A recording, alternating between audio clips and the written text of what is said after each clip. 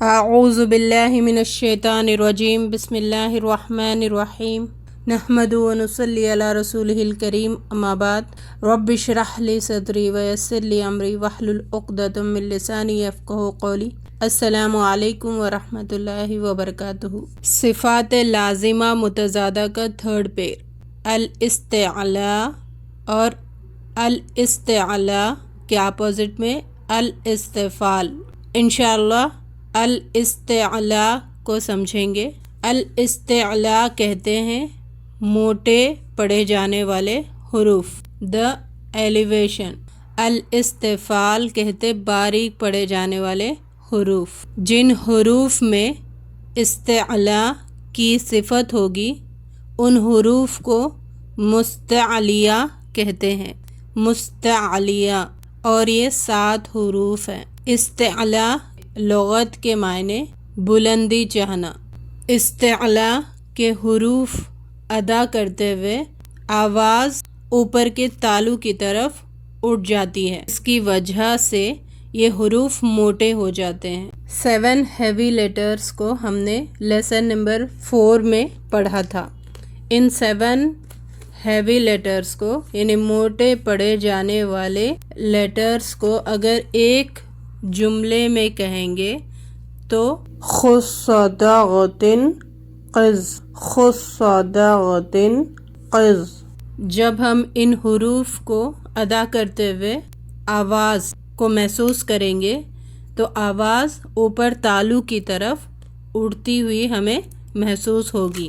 جیسے کہ اس پکچر میں دیکھیں، یہاں پر جو ایرو لگے ہوئے ہیں مطلب آواز اوپر کی طرف جا رہی ہے، یعنی ان حروف کی آواز مخرج سے نکلنے کے بعد، حرف کے نکلنے کی جو جگہ ہے وہاں سے نکلنے کے بعد آواز اوپر کے تالو کی طرف اٹھ جاتی ہے، پھر باہر نکلتی ہے۔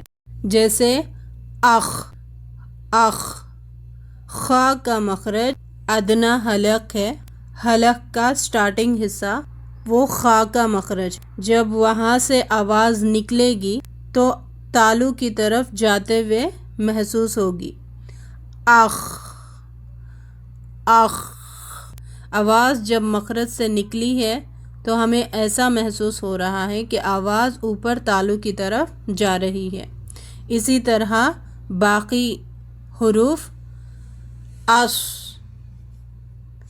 اس، یعنی صاد کے مخرج سے صاد نکلنے کے بعد صاد کا مخرج زبان کی نوک اوپر کے دانتوں سے اور نیچے کے دانتوں سے بھی لگ کر ادا ہوتا ہے، یہ صاد کا مخرج ہے۔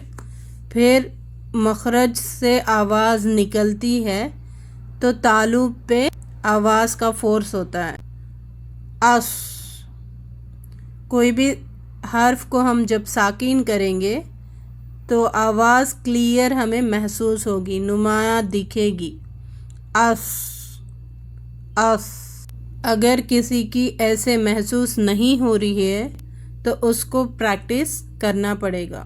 اس کیفیت کو محسوس کرتے ہوئے بار بار حرف کو نکالنا ہوگا۔ اسی طرح باقی حروف اخ، اس، اد، اد، اغ، اغ،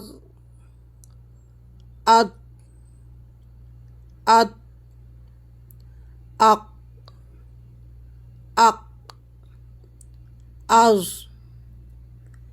از۔